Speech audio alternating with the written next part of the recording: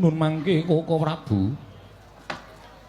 Dereng sawetawis dang Prabu Paduka Kanjeng Koko Prabu jimat semban kula.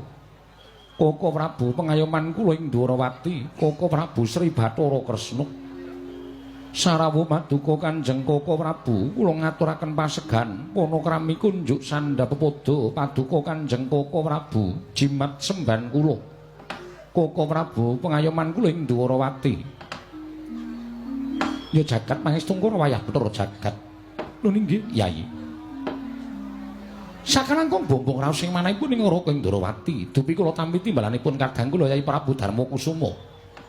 Asung masganipun Paduka Yai sampun kula tampi karya bombong raos sing manah. Namung kepareng kula ngaturaken pudya pangastawanipun ing Raka kunjuk ngersa Paduka Yai Prabu kadang kula ing Ngamarta. Koko Prabu, kula pun dinggo jimat paripih dayana ning kasantosan. Mugi kepareng pinarak ingkang langkung sekeca wonten ing Datulya Praja ing Ngamarta dinten sakmangke menika Koko Prabu. Yayi. Sampun boten kirang prayogi bisawanipun rakanta ing Dwarawati. Wonten ing Praja Ngamarta titi kalenggan sakmangke menika Yayi. Koko Prabu kasinggihan mekaten. Miwah Koko Prabu ing Mandura sarawuh Paduka. Rayi para ing Ngamarta ngaturaken karaharjan tedhak Paduka wonten ing Praja Ngamarta Koko Prabu Baladewa. Jagat wasisaning Upacara wayah tur jagat Pathik Indra Jaladewaku. Yai. Sakalangkung bombong raos sing manehipun ing Raka ing Mandura, dupi kula tampi timbalanipun kadang kula Yai Prabu ing Ngamarta.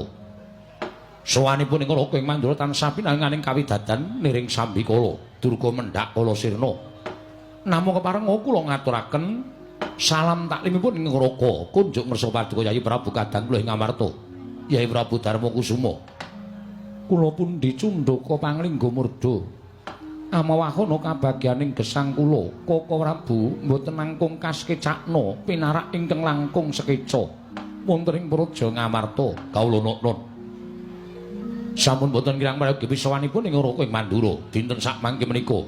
Yai Prabu kadang kula ing Ngamarta. Wah.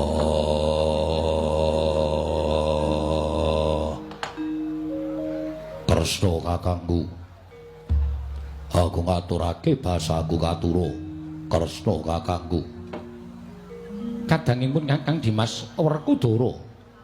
Siadur bekti kalawan pun Kakang wis dak tampa kanthi bombong penggalihipun Kakang. Ora liwat pangestunipun Kakang Tampanana Dimas Haryasena.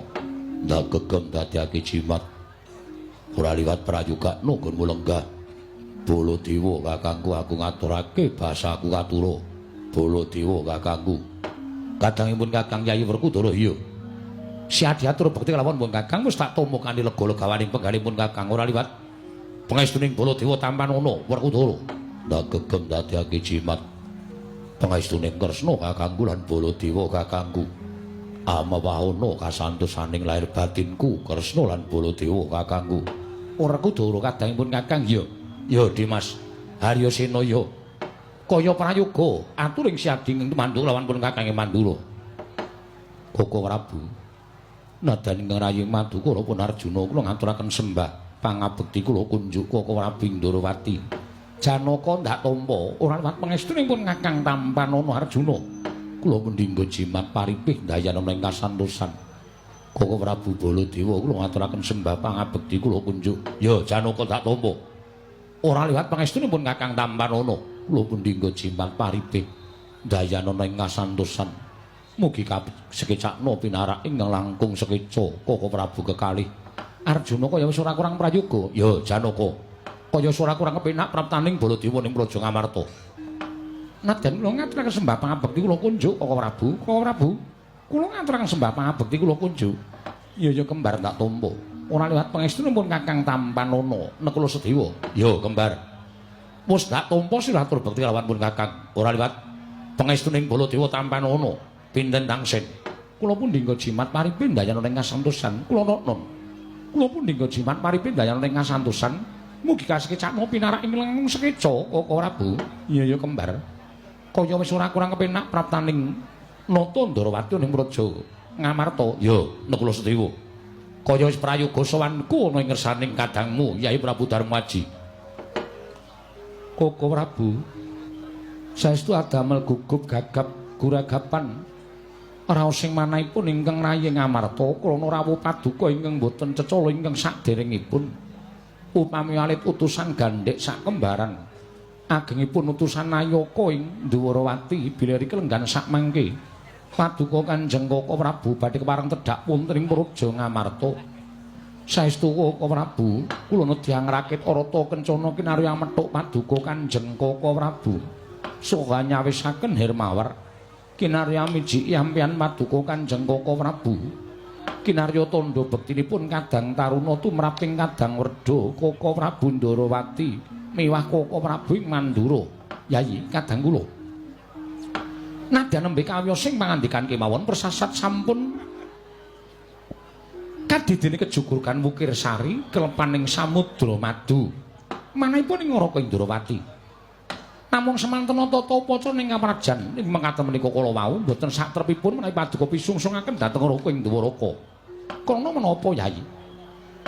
Pangraosipun ing Ngaraka Indrawati pendak-pendak kula katimbalan sowan miwah menawi kula sowan wonten negari ing Ngamarta menika pangraos kula tanpa beda kados kula menika wangsul wonten negari Ndrawati. Mila sampun ngantos dipun benten-bentenaken mangsa kala benjang menawi kadang-kadang kula para Pandhawa wonten wekdal ingkang mirunggan nedya tetinju dhateng negari Ndrawati kaecalmu jiga kelawan Pekewu Durgama Sangga Runggi. Ngamarta utawi Ndrawati karengku kados dene negari Ngamarta kalih kali ngatunggal ing boten saged pinisahaken Yai Prabu Darmaji. Koko Prabu ngaturaken panuwun ingkang tanpa pepindhan malah ingkang raka ing mandura semanten ugi kula menawi dados paseksan antawisipun Ndrawati lan Ngamarta menika boten saged dipun pisahaken. Mila boten wonten awonipun menawi tiganipun ngemor menika Mandura. Mila antawisipun Ngamarta Ndrawati lan Ngandura menika boten saged pinisahaken Yayi.